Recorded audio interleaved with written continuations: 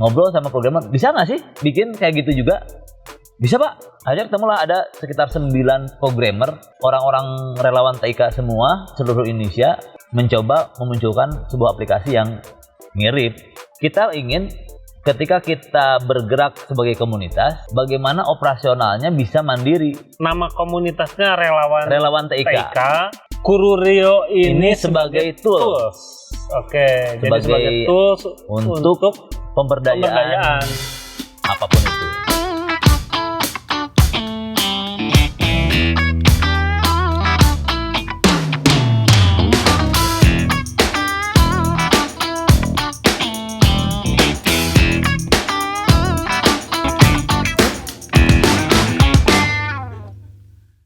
Assalamualaikum warahmatullahi wabarakatuh. Bertemu lagi dengan saya di channel Ruang Inspirasi. Hari ini, malam ini kita akan ngobrol dengan salah satu senior di bidang informasi dan komunikasi dan teknologi di Sukabumi. Ini saya ketemu sekitar tahun 2013 kalau nggak salah. Mundur ya. Iya. Dulu masih zaman-zaman baru booming Twitter. Oh iya. Gitu. Ya. Jangan dulu ngomong, saya belum undang Anda. Oh iya. Zaman Twitter. Nah, teman saya ini punya satu akun yang luar biasa sekali, yang besar sekali, dilanjutkan ke Instagram. Salah satu akun berita lah di Sukabumi. Kita langsung saja ketemu orangnya, ini dia. Mang Gary. Mana Mang? Alhamdulillah. 2013 ya. 2013. Ya, berarti 7 tahun yang lalu 7 tahun yang lalu kita ketemu pertama kali. Dulu saya masih ingat bikin acara atau gerakan lah. Sukabumi Peduli Ramadan. Oh iya. SPR. SPR. Kita menggait beberapa komunitas.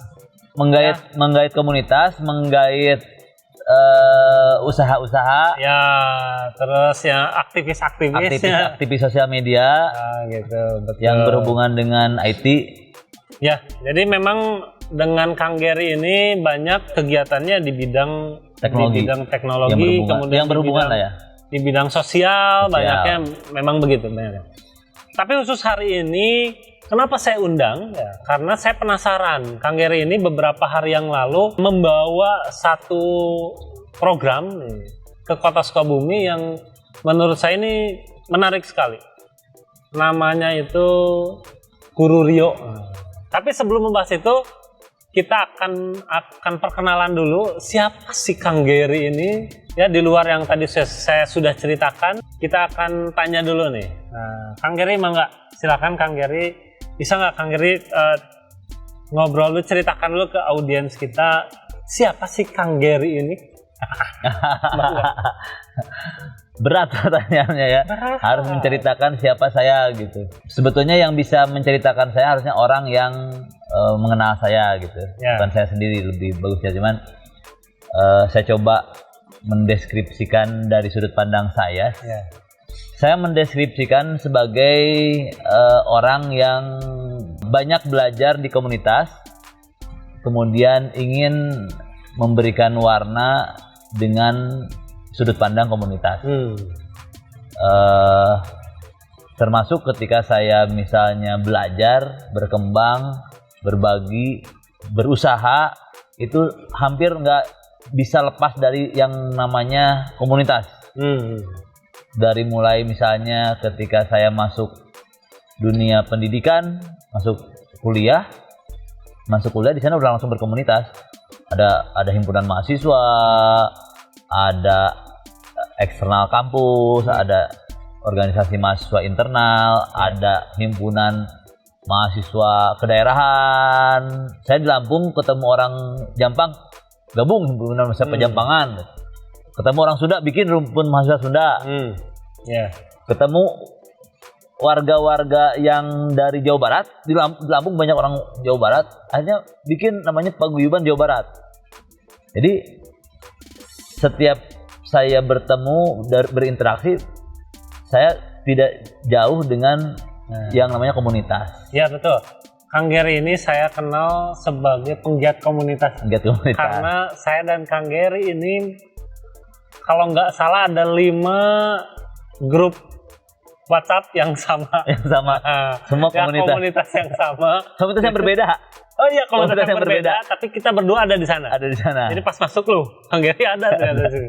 Nah, memang penggiat komunitas salah satunya kita di apa ya? Di Sukabumi Kota Berdaya. Sukabumi Kota Berdaya. Kemudian YouTuber Sukabumi. Padahal irisannya jauh ya. Iya, jauh. Yang satu Kota Berdaya itu lebih ke UMKM, usaha. Ya. Yang satu konten kreator.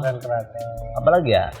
Udah dulu di ini Peduli Ramadan. Ya. Program peduli ya, program yang berhubungan dengan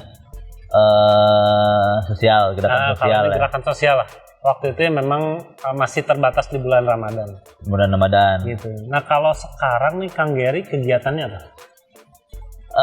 Sebenarnya saya kayaknya nggak bisa jauh dari kegiatan-kegiatan komunitas sebetulnya. Pas sekitar 4 bulan yang lalu lah terjadinya sesuatu yang lumayan menyedot energi, pandemik corona. Itu salah satu yang terdampak, itu mungkin bisa dibilang terdampak ya. Karena harus di rumah 3 bulan. Orang rumah nggak boleh, jangan ke kota dulu katanya. Karena pembatasannya benar-benar, dan itu saklek. Karena kebetulan kan di rumah lagi ada bayi, jadi ketakutan yang aduh kalau ke daerah yang zona merah. Betul. Walaupun misalnya saya kuat, bawa ke keluarga kan lumayan bahaya. Dari situ 3 bulan itu di rumah dengan kondisi internet terbatas. Tapi saya pengen tetap berinteraksi gitu dengan komunitas dan orang-orang. Ya akhirnya kehidupannya WhatsApp itu masih kebantu banget, grup-grup WhatsApp gitu. Medsos lah ya. Medsos, Instagram masih walaupun misalnya terbatas, cuman kepoin gitu. Karena bikin konten rada berat juga kalau sinyalnya kurang maksimal gitu. Dari keterbatasan itu kemudian muncul peluang-peluang yang misalnya ketika orang susah kemana-mana, berarti harus ada sesuatu yang bisa memfasilitasi itu. Kebetulan saya aktif di tadi yang komunitas TIK, Teknologi Informasi dan Komunikasi.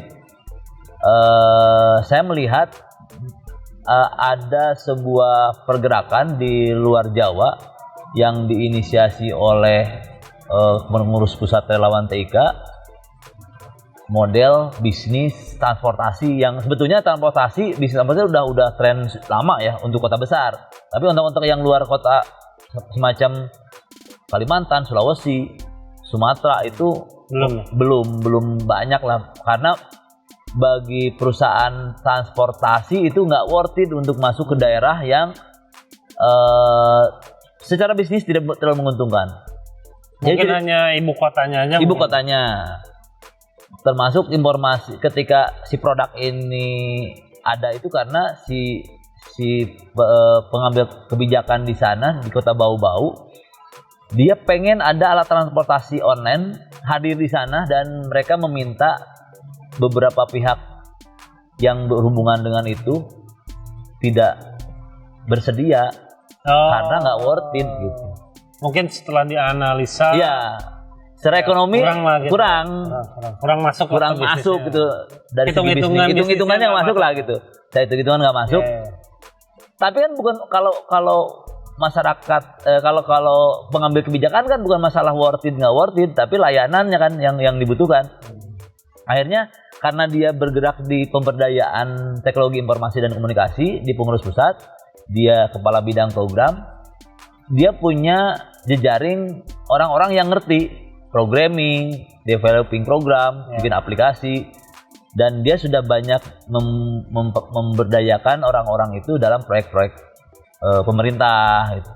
Akhirnya ngobrol sama programmer, bisa nggak sih bikin kayak gitu juga? Bisa Pak. Akhirnya ketemulah ada sekitar 9 programmer itu orang-orang relawan TIK semua seluruh Indonesia mencoba memunculkan sebuah aplikasi yang mirip, tapi pendekatannya ini harus pendekatan bukan hitung-hitungan bisnis, tapi bagaimana bisa menjadi solusi transportasi dan pergerakannya melalui komunitas. Oke. Jadi tadi memang berangkat dari komunitas. Berangkat dari komunitas. Hanya mungkin sekarang membuat sesuatu sebagai tools untuk lebih meluaskan lagi efek dari komunitasnya. Lebih efek komunitasnya, karena kita ingin ketika kita bergerak sebagai komunitas, bagaimana operasionalnya bisa mandiri, tidak tergantung kepada, karena kan komunitas itu kadang-kadang butuh sponsor, butuh funding, butuh mitra yang memberikan program, yang mengakibatkan tidak ada kemandirian dari komunitas. Yang ada komunitas di lead oleh orang-orang yang punya kemampuan finance. Betul. Jadi ini tadi nama komunitasnya relawan TIK. Kururio ini sebagai tools. Oke, jadi sebagai tools untuk pemberdayaan apapun itu. Oke. Nah, ini kemudian kalau berbicara tentang bisnis teknologi transportasi ya, kita kan sudah ada 2 pemain besar nih, di Indonesia itu yang sudah duluan lah dibanding Kururio. Sudah ngelid. Nah, kemudian kalau Kururio ini apa bedanya dengan mereka? Maksudnya kelebihannya apa? Kenapa orang harus kemudian memilih Kururio dibandingkan yang 2 itu? Oke.